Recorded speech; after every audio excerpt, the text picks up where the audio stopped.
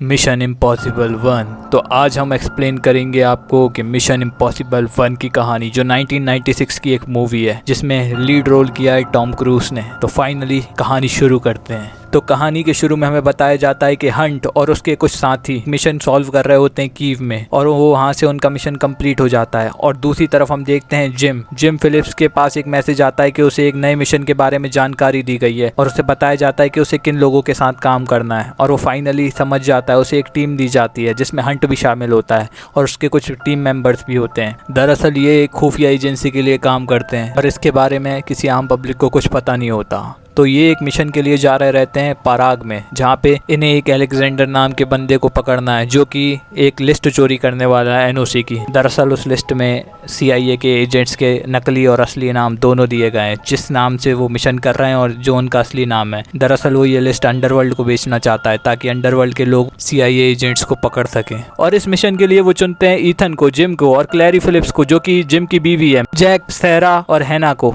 और अब ये सब लोग निकल जाते हैं अपने मिशन के लिए, जहाँ पे जैक कंप्यूटर हैक कर रहा होता है और फिलिप्स लिफ्ट को हैक कर रहा होता है। और हमारा हंट और हैना घुस जाते हैं भेस बदल के, और क्लैरी और सैरा कार में बैठे होते हैं वहां से निकलने के लिए। तो अब ये सारे लोग इकट्ठा काम करते हैं और फाइनली हमारा हंट वहां पर घुस जाता है जहाँ पर वो लिस्ट है, और फाइनली वहां पे अपना कैमरा प्लांट कर देता है जो कि उसके चश्मे में था। और अब वहां पर अलेक्जेंडर आता है और वो लिस्ट चोरी कर लेता है और वहां से निकल रहा होता है, और ये सब भी उसके पीछे निकल रहे होते हैं। लेकिन इतने में जैक्स की लिफ्ट खराब हो जाती है और वो फिलिप्स से पूछता है क्या हो गया। फिलिप्स कहता है मेरे आउट ऑफ कंट्रोल हो गया, मैं वहां से कंट्रोल नहीं कर सकता। और वो जैक्स से कहता है कि जल्दी से उसकी बिजली काट दो, लेकिन जैक्स उसकी बिजली नहीं काट पाता और उसकी वहीं पे मौत हो जाती है। जैक्स की मौत से सबको दुख होता है, लेकिन उन्हें फिर भी मिशन तो कंप्लीट करना है। लेकिन वहां से फिलिप्स इन सबसे कहता है कि मैं वहां पे आ रहा हूँ, हमें ये मिशन रोकना होगा। लेकिन हमारा हंट उसकी बात नहीं सुनता। वो कहता है हम मिशन रोक नहीं सकते, और वो हैना से कहता है कि तुम्हें अलेक्जेंडर पे नजर रखना होगा, मैं इतने में आता हूँ। और हंट वहाँ से निकल जाता है जिम के पास, लेकिन जिम वहाँ से भाग रहा रहता है किसी से बच के, और वो कहता है कि उसका कोई पीछा कर रहा है। और इतने में जिम की वॉच पे उसे उसकी वीडियो दिखती है कि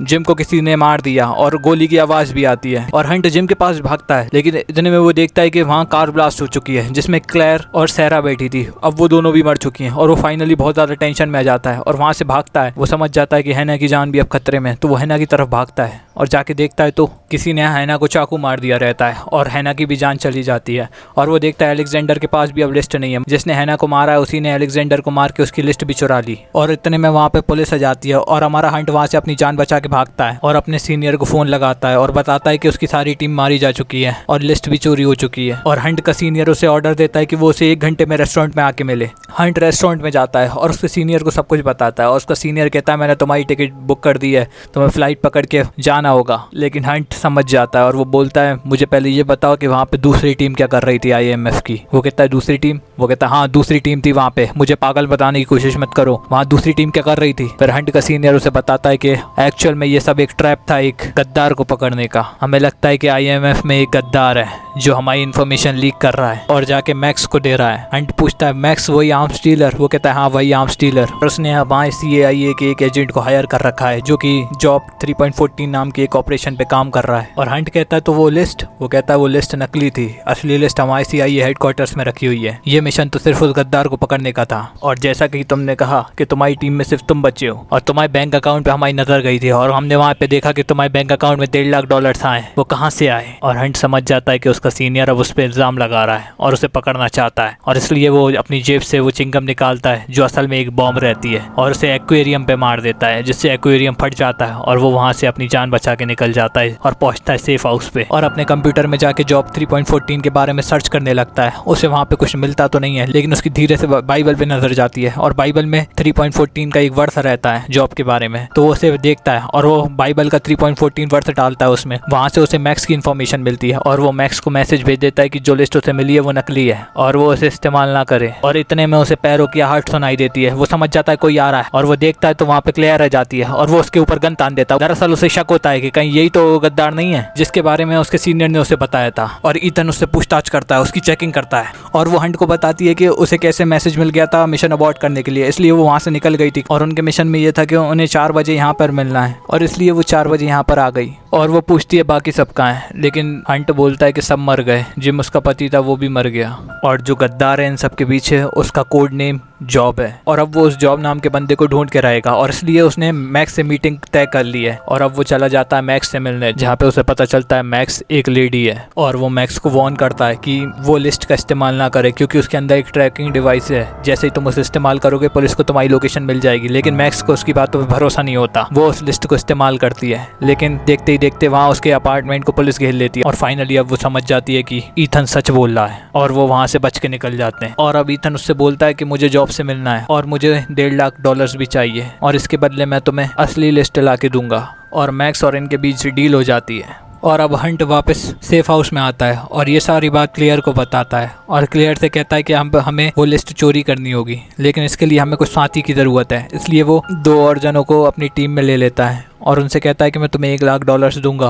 अगर तुमने मेरा काम करवा दिया। और वो कहता है काम क्या है? वो कहता है हमें एक लिस्ट चुरानी होगी CIA हेडक्वार्टर से। पहले तो वो कहते हैं ये नामुमकिन है, लेकिन हंट उन्हें कन्विंस कर लेता है, और अब ये सारे लोग जाते हैं CIA हेडक्वार्टर्स में, जहाँ पे लिस्ट को बहुत ही ज़्यादा सिक्योरिटी में रखा जाता है। लिस्ट को एक ऐसे रूम में रखा जाता है जहाँ का 1 डिग्री टेम्परेचर भी रखा तो वो सायरन बजने लगता है, जहाँ पे लेजर्स लगी हैं, जहाँ पे अगर किसी ने बंद रूम में कदम भी रखा तो उसके वेट से सायरन बज जाएगा और फाइनली वो पकड़ा जाएगा। तो ये काफ़ी टफ सिक्योरिटी में लिस्ट को रखा जाता है। लेकिन हमारे लूथर, फ्रैंक और हंट ये तीनों मिलके वो लिस्ट कैसे भी करके चुरा लेते हैं, लेकिन हंट के पास से एक सबूत वहाँ पे गिर जाता है, जो कि होता है उसका चाकू, जो ऊपर से गिर जाता है जब वो नीचे उतर रहा होता है। और यहाँ पे किटरिच को पता चल जाता है कि किसी ने कंप्यूटर से वो लिस्ट कॉपी करी है, और अब वो भी उस चाकू को देख के समझ जाता है ये काम जरूर ईथन हंट का ही होगा, और इसलिए वो बदले में ईथन की माँ और उसके अंकल को ड्रग ट्रैफिकिंग में फंसा देता है। और जब ये खबर ईथन को पता चलती है तो ईथन किटरिच को फ़ोन लगाता है। दरअसल वो फ़ोन इसलिए लगाता है कि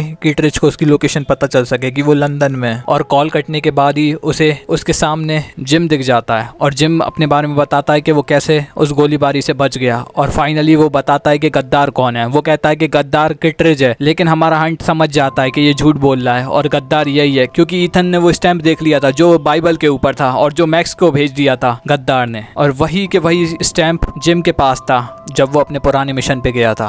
और ईथन अब सारी कड़ियां मिला रहा रहता है कि कैसे जिम ने उसके टीम मेंबर्स का कत्ल किया, जैसे जब उसने जैक को मारा, जब उसने लिफ्ट खुद ही खराब करी थी। वो झूठ बोल रहा था कि उसके आउट ऑफ कंट्रोल है, दरअसल वो उसके ही कंट्रोल में थी, और उसी की वजह से जैक मारा गया, और उसी की वजह से कार में बॉम्ब ब्लास्ट किया, और उसी ने खुद के ऊपर नकली रंग लगाया था और उसको पागल बनाया। वो यही था, गद्दार यही है, वो समझ जाता है। लेकिन वो जिम को बताता नहीं है कि उसे पता चल गया, और वो यहाँ पे समझ जाता है कि क्रेगर भी जिम के साथ मिला हुआ है। काय के लिए वो उसका चाकू याद कर लेता है जो कि मर्डर के टाइम पे उसे मिला था, और वो समझ जाता है ये चाकू तो क्रेगर का है, और वो समझ जाता है कि क्रेगर भी इसी के साथ मिला हुआ है। और वो जिम को बताता है कि कल मेरी मैक्स के साथ एक मीटिंग है, अगर मैंने अपनी खुफिया लिस्ट उसे दे दी तो वो मेरे को जॉब को मेरे हवाले कर देगी। और ईथन घर आ जाता है, लेकिन वो डाउट में रहता है कहीं जिम की वाइफ भी तो जिम के साथ नहीं मिली, ऐसा हो सकता है, इसलिए उसे डाउट रहता है, इसलिए वो कंफर्म करने के लिए कल का इंतजार करता है। और दूसरी तरफ हम देखते हैं कि किटरिच जब लंदन पहुंच चुका है ईथन की तलाश में, और जैसे ही वो लंदन पहुंचता है तो उसे एक पार्सल मिलता है जो कि ईथन ने उसे भेजा रहता है, और उस पार्सल के अंदर ईथन की घड़ी रहती है और 2 ट्रेन के टिकट होते हैं जिसमें वो मैक्स से मिलने वाला होता है। और दूसरी तरफ ईथन मैक्स के साथ मीटिंग फिक्स कर लेता है एक ट्रेन में, जहां पर वो मैक्स को वो लिस्ट दे देता है, लेकिन साथ ही में लूथर उसके कंप्यूटर सिग्नल्स को जैम कर रहा रहता है, जिस वजह से वो लिस्ट को पहुंचा नहीं पा रहे रहते कहीं भी। और दूसरी तरफ हम देखते हैं कि हमारा ईथन क्लेयर को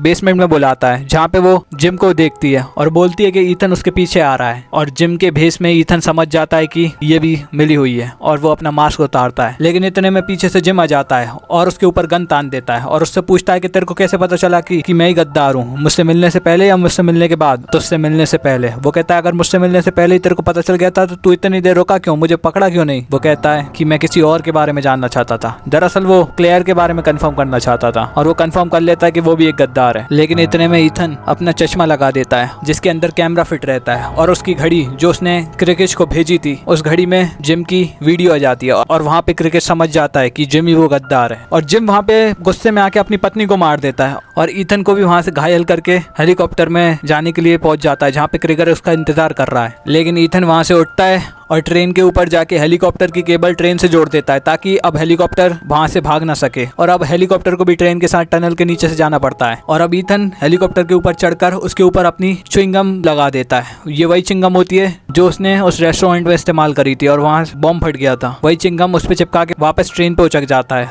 और उस च्युइंगम बॉम्ब से पूरा हेलीकॉप्टर तबाह हो जाता है और क्रेगर और जिम दोनों ही वहां पे मारे जाते हैं। और दूसरी तरफ के केज भी मैक्स को पकड़ लेता है और फाइनली मिस्ट्री सॉल्व हो जाती है। उन्हें उनकी वो लिस्ट वापस मिल जाती है। और दूसरी तरफ ईथन को भी उसकी जिंदगी वापस मिल जाती है और वहाँ पे लूथर को भी इनवाइट किया जाता है वापस CIA के लिए। और ईथन के मम्मी पापा को भी ड्रग्स के मामले से छोड़ दिया जाता है और उनसे माफ़ी भी मांगी जाती है और यहाँ पे मूवी खत्म हो जाती है। तो ये मूवी आपको कैसी लगी ये कमेंट में बताइए और मुझे नई मूवी का रिकमेंडेशन जरूर दे के जाइए। धन्यवाद। समझ में आता नहीं था कुछ भी, सब सुनाते थे क्या करूं मैं, दिल का सुनूं किसका सुनूं, किसे बात करूं, किसे जाके मेरा रिश्ता चुनूं।